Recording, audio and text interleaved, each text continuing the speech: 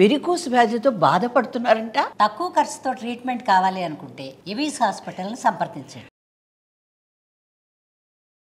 నమస్తే రమ్మగారు. నమస్తే జయ. రమ్మగారు, చీరలు, డ్రెస్సులు, పట్టు చీరలు, డ్రై వాష్, క్లీనింగ్ అసలు ఏం చేస్తారు మీరు? ఎలా చేసుకోవాలి, ఏంటి పరిస్థితి? సీజన్ వచ్చిందంటే ఇప్పుడు పెళ్ళిళ్ళు మొదలైనాయి అనుకోండి, పెద్ద పెద్ద పట్టు చీరలు తీసి కట్టేస్తాం. ఒక్కసారికే వాష్ చేయలేం, అందుకని డ్రై వాష్కి ఇవ్వలేం. రెండోసారి కట్టుకోవాలంటే కొంత అనీజీగా అనిపిస్తుంది. వీటిని ఎలా క్యారీ చేయాలి మనం? పెళ్ళికి వెళ్ళి తిరిగి రాగానే ఒక నిమిషం ఆలస్యం చేయకుండా విప్పేసి ఎక్కడైనా గాలి పడే చోట ఆరేసేయాలి. అంతే. బ్లౌజులు కూడా అంతే. బ్లౌజులు కూడా వాష్ చేయొద్దంటారా? వాష్ చేయకుండా ఉండటమే. మరి ఏం చేస్తాం, కొన్ని రోజులకి ఏమవుతుందంటే బ్లౌజ్ 4 వాషులు చేసి చీర ఒక్క వాష్ చేయబడితే బ్లౌజ్ పాతగుడ్డ అయిపోతుంది. అవును, చీర ఏమో చక్కగా దగదగలాడుతూ చక్కగా ఉంటుంది. ఈ శారీస్ కట్టుకునేటప్పుడే బ్లౌజులకి అండర్ ఆర్మ్ ప్యాడ్స్ దొరుకుతున్నాయి. డిస్పోజబుల్ కూడా దొరుకుతాయి, క్లాత్ కూడా దొరుకుతున్నాయి. కాస్త పౌడర్ వేసుకుంటే బ్లౌజులకి చెమట మరకలు అవ్వకుండా ఉంటాయి. సాధ్యమైనంత పెద్ద పట్టు చీరలు ఏసీ హాల్స్కి మాత్రమే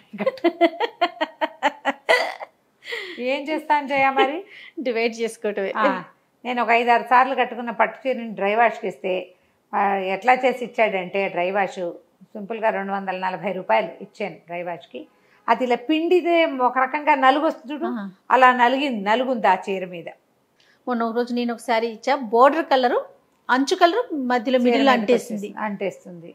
డ్రై వాష్కి ఇచ్చి మనం ఓపెన్ చేసి చూసుకోం కదా, మళ్ళీ ఎప్పుడో కట్టేటప్పుడు చూస్తే మొత్తం కలరేనండి. చీర పనికిరాదు, దాన్ని ఏం చేయాలో కూడా తెలియదు. కొన్ని రంగులు వచ్చేస్తాయి. ఈ చీరలు కొనుక్కునేటప్పుడు మనం రాణి పింక్, రాణి పింకే అంటుందండి, ఆనంద బ్లూ, వాటికి బాగా ఉత్సాహపడతాం, టెంప్ట్ అవుతాం. మన కాపర్ సల్ఫేట్ కలరు వాటికి మీదకి భలే ఉత్సాహంగా ఉంటుంది. ఆ రంగులు భయంకరంగా అంటేస్తాయి. అవును, వాటిలో ఏమైనా చేయొచ్చా రమ్మగారు? మళ్ళీ చూడాలి, డ్రై వాష్కి ఇచ్చి వాటితో పోట్లాడి శత విధాల బాణాసురులాగా పచ్చేతులతోటి వాటితో యుద్ధం చేసి అప్పుడు ఏమైనా చెయ్యి దీన్ని అని అడిగితే ఏమైనా చేస్తాడు. నాది కూడా ఒక ఎరుపు ఆకుపచ్చ చీర రోలింగ్కి ఇస్తే ఆకుపచ్చ రంగు చీరంతా అంటించేస్తే నేను దాన్ని బ్రౌన్ కలర్ డై చేయించుకున్నా. ఏం చేయను, అయ్యయ్యో, రెడ్ గ్రీన్ భలే బ్యూటిఫుల్గా ఉండేది. ఆ రెడ్ గ్రీను ఇంకా తర్వాత ఇంకా మళ్ళీ రెడ్ గ్రీన్ కొనలా, సెంటిమెంట్ దెబ్బతినిపోయి. తర్వాత కొన్ని ఫ్యాన్సీ శారీస్ నేనైతే ఇంట్లో షాంపూ వేసేసి షాంపూ నీళ్ళలో ముంచి లేపి ఒకసారి అట్లా ఆరేసుకొని ఏదో ఇస్త్రీ చేయించుకుంటాం. మీరేం చేస్తారు? నేను కూడా అంతే, షాంపూ నీళ్ళలో చేస్తాను. పట్టు చీరలు అయితే రంగు రావన్న నమ్మకం ఉంటే కుంకుడుకాయ నీళ్ళలో ఉతుకుంటాము. కుంకుడుకాయ నీళ్ళు కుంకుళ్ళు నానబెట్టేసి రసం తీసి చీరలు కొంచెం బ్రిస్క్గా అవుతాయి. మా అక్కయ్య బెల్లపు నీళ్ళల్లో ముంచుతుంది. బెల్లం నీళ్ళు కూడా చీర కొంచెం గంజి పెట్టినట్టు వస్తుంది, బ్రిస్క్గా వస్తాయి, కరకరలాడుతూ ఉంటాయి. కుంకుడు నీళ్ళల్లో మళ్ళీ నీళ్ళలో జాడిచేసి ఉతికేసి బెల్లం నీళ్ళల్లో ముంచుతారు. ఓకే, ఫస్ట్ టైం వింటున్నాను. బెల్లపు నీరు అయితే ఏంటంటే చీర క్రిస్ప్గా ఉంటుంది. ఇక మన గమ్ము లాంటిది ఒకటి దొరుకుతుంది, గమ్ దొరుకుతుంది. గమ్ము నీళ్ళల్లో కూడా ముంచినా కూడా చీరలకి గంజి పెట్టక్కర్లేకుండా కరకరలాడుతుంటాయి. కొత్త చీరలో ఒక రకమైన కరకర ఉంటుంది. అవునవును, అది ఆ గమ్ము వల్ల వస్తుందట. ఆ గమ్ము చేనేత చీరలు, నీత చీరలు, పట్టు అవి నేసేటప్పుడు అతికించడానికి ఆ గమ్ వాడతారట. ఆ గమ్ మనకి షాపుల్లో దొరుకుతుందా? తక్కువ దొరుకుతుంది. మరి మేమైతే ఎక్కడ వెతుకుతూనే ఉన్నాం, దొరకలేదు. నేనేం చేశానంటే ఎడిబుల్ గమ్ ఉంది నా దగ్గర, మొన్న ట్రై చేసి చూద్దామని ఒక గద్వాల చీరకి అది వేసి ముంచి చూసా.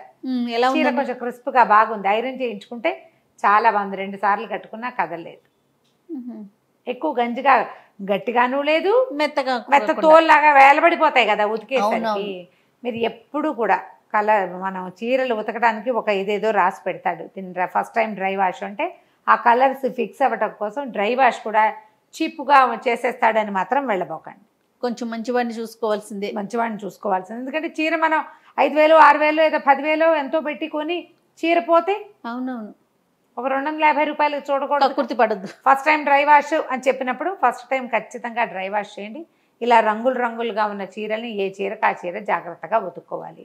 మేము అదొకటి తెస్తున్నాం, సేఫ్ వాష్, విప్రోనో ఏదో ఉంటుంది బోర్డు అంతది. మెట్రోలో కొంటే 1+1 ఆఫర్ కూడా వచ్చేది. దాంట్లో ఉతికితే చీరలు చాలా బాగుంటున్నాయి, రంగులు ఊరవు, డిటర్జెంట్ లేదు. చాలా చీరలకి ఏంటంటే డిటర్జెంట్ తగలంగానే రంగు విడిచే గుణం ఉంటుంది. మామూలు హ్యాండ్ వాష్, సర్ఫులు గిర్ఫులు వేట్లోనూ పెట్టకూడదు. ఫాల్ దగ్గర మురికి కూడా ఈ సేఫ్ వాష్ తోటే పోతుందా? పోతుంది. తర్వాత అంటే మరి ఇది ప్రమోషన్ లాగా చేశానని భావించకపోతే యామ్వేలో ఒక వాషింగ్ లిక్విడ్ ఉంది, యామ్వే వాళ్ళది. దాంట్లో ఒక ఇంకోటి అంటే సిల్క్ శారీస్ ఉతుక్కునేందుకు ఇంకొకటి ఉంది చిన్నది, వేరే బాటిల్. దాంతో ఉతికాం చాలా నాళ్ళు. ప్యూర్ సిల్క్స్, తర్వాత ఈ సిల్క్ కోటాస్ వస్తాయి కదా, అవి చాలా బాగుంటాయి. దాంతో చీరల మీద చిన్న చిన్న మరకలు పడినా దీంతో ఉతికితే శుభ్రంగా మరకలు పోతున్నాయి. భోజనాలకు వెళ్తాము ఎక్కడైనా, ఈ ఆయిల్ మరకలు, కూర మరకలు, పులుసు చుక్కలు, నేతి చుక్కలు, అప్పుడప్పుడు ఎప్పుడైనా వంట చేసేటప్పుడు ఆ చీర కట్టుకుని చిన్న తిరగమాత తాలింపు వేసినా కూడా ఒక్క చుక్క నూనె చుక్క పడిపోతుంది అంతే. నా కిచెన్లో చీరలోకి తప్పట్లేదు కదా, నేను సేఫ్ వాష్ తోటి ఒక 5-10 నిమిషాలు అందులో నుంచి బాగా ముసిగితే నూనె షర్ట్స్ అయినా పెట్టొచ్చు అంటారా రమ్మగారు? షర్ట్స్ అయినా పెట్టొచ్చు అంటారా? సేఫ్ వాష్ లిక్విడ్ డిటర్జెంట్, కానీ అందులో లిక్విడ్ సోపే కానీ అందులో పెద్ద డిటర్జెంట్ లేదు. నేనైతే ఎక్కువ భాగం ఏం చేస్తున్నానంటే, ఒకటి సేఫ్ వాష్, పట్టు చీరలు తుక్కుల్లో అయిపోతున్నాయి అని అనిపిస్తే మాత్రం కుంకుడుకాయ ద బెస్ట్. రంగులు కూడా రన్ అవ్వవు, ఒకవేళ కలర్ పోయినా ఒక రంగుకి ఒక రంగు అంటట్లేదు నా అబ్జర్వేషన్. ఆకుపచ్చ రంగు పోతున్నాయి రంగులు, కానీ కలర్ అంటట్లా. పోతే పోయిందండి, అంటకుండా ఉంటే కనీసం కట్టుకుంటాం. తర్వాత మొదటిసారి కనుక మనం రంగులు వస్తాయని అనుమానం ఉన్న సిల్క్ శారీస్ వాటిలలో అంత ఉప్పు వేసి నీళ్ళలో అందులో కనుక తడిపితే రాళ్ళ ఉప్పు వల్ల కలర్ ఫిక్స్ అవుతుంది. కొన్ని చీరలు సింగిల్ కలరే ఉంటాయి కదా, ఇప్పుడు ఇది ఉందా సింగిల్ కలరే, రంగు అంతా పోతుందేమో అని అనుమానం. నీళ్ళలో ఉప్పు వేసి కనుక ఉతుక్కుంటే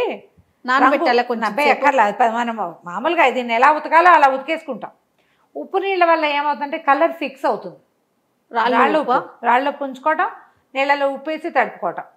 బ్లౌజ్ పీసులు అవి మనం ఏం చేస్తాం, షింక్ చేయడానికి అన్నీ ఉతుకుంటాం కదా, ఒకసారి నీళ్ళలో నానబెట్టి తర్వాత జాడి చారేస్తాం. ఉప్పు వేయండి నీళ్ళలో, ఉప్పు నీళ్ళలో, ఉప్పు నీరు కాదు ఉప్పు వేసిన నీళ్ళు ఉంచితే కలర్ ఫిక్స్ అవుతుంది. పోయితే పోతుంది, పోయింది, మిగిలింది ఫిక్స్ అయిపోతుంది. ఉతికిన ప్రతిసారి పోకుండా కలర్ ఫిక్స్ అవుతుంది అన్నమాట. అట్లా చేస్తారు. ఇది పాత పద్ధతే. కొత్త చీరలు ఉతుకునేటప్పుడు నీళ్ళలో ఉప్పేసి ఉతుక్కోవడం చాలా పాత పద్ధతి. మేము ఇదివరకు మా చిన్నప్పుడు కూడా చేసేవాళ్ళం. ఓకే. ఇప్పుడు ఎలా అంటే డ్రై వాష్ అంటే ఎన్ని డ్రై వాష్ ఇస్తాం, ఎన్నిసార్లు అని ఇస్తాం. కొంచెం లైట్ వెయిట్ శారీస్ అవి ఉంటాయి, మన షిఫాన్స్ లాంటి ప్యూర్ షిఫాన్స్, ఇవి కొంచెం చీరలు నీళ్ళలో పెట్టకంటే ముడుచుకుపోయి చిన్నది అయిపోతుంది. అవునవును. అలాగే ఇంట్లోనే కుంకుడుకాయతో కానీ షాంపూతో కానీ శుభ్రంగా సేఫ్ వాష్ తోటి కానీ ఉతికేసుకుని రోలింగ్కి ఇచ్చేస్తే సరిపోతుంది కదా. ఉతికి రోల్ చేయించామనుకో శుభ్రంగా ఉంటాయి. ఒక 3-4 సార్లు కట్టేసుకోవచ్చు. నేను రోలింగ్ చీరలు చాలానే ఉంటాయి నా చీరలు, చెక్క చీరలు చూస్తావు కదా, కొన్ని మరి కొయ్య ముక్కల్లా అయిపోతాయి, కానీ కొంచెం ప్యూర్ సిల్క్స్, తర్వాత మీ షిఫాన్స్, జార్జెట్లు అవి బాగుంటాయి.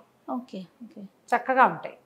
ఆ తర్వాత ఏమో ఇందులో మా దాంట్లోనే శారీ పాలిషింగ్ అని ఒకటి చేస్తారు. మనం పట్టు చీర ఇంట్లో ఉతికేసుకుని శారీ పాలిషింగ్కి ఇస్తే వాడు చక్కగా పాలిష్ చేసేసి కొద్దిగా గంజి పెట్టి చుట్టిస్తారు. కొంచెం గంజి పెడితే ఎక్కువ రోజులు మన్నిగ్గా ఉంటాయి. కొంతమందికి మెత్తగా ఉండాలి పట్టు చీరలు, గట్టిగా ఉండకూడదు. అవును. వీళ్ళు కుంకుడుకాయలో ఉతుక్కోవటము, ఆ బెల్లం నీళ్ళల్లో ముంచుకోవటము, ఇస్త్రీ చేయించుకోవటమే. ఐరన్ బాగుండాలి కదా, అంతే కదా. అదొక ఇవన్నీ ఏంటంటే ప్రజెంటేషన్ ప్రాబ్లమ్స్ కదా. మనము 10-12 వేలు పెట్టి చీర కొనుక్కుని అది ఉతికే కదా ఎందుకు పనికి రాకుండా అయిపోతే ఎట్లా ఉంటుంది? ఎంత బాధ. పైగా ఏ చీరకి 100 సార్లు కట్టుకునే అవకాశం దేని జీవితానికి లభించదు. లెక్క పెట్టి 10s అంతే 10లో కడతాం. మరి 10లో కట్టే చీరలు బాగా చక్కగా ప్రజెంట్ చేయాలని అనుకుంటాం కదా.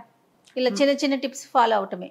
ఇంట్లో గంజి పెట్టుకోరా రమ్మగారు మీరు? పెడతాను, కాటన్స్ కి పెట్టేస్తాను. ఇంట్లో కట్టుకునే చీరలు మనం ఇక్కడికి ఇంట్లో కట్టుకునే చీరలు ఎక్కడ ఉన్నాయి రమ్మగారు? అన్ని ఆఫీసే కదా. గంజి పెడతాం. గంజి పెట్టి బియ్యం అన్నం గింజి పెడతా కాదు, నేను స్టార్చ్ పౌడరే పెట్టుకుంటాను.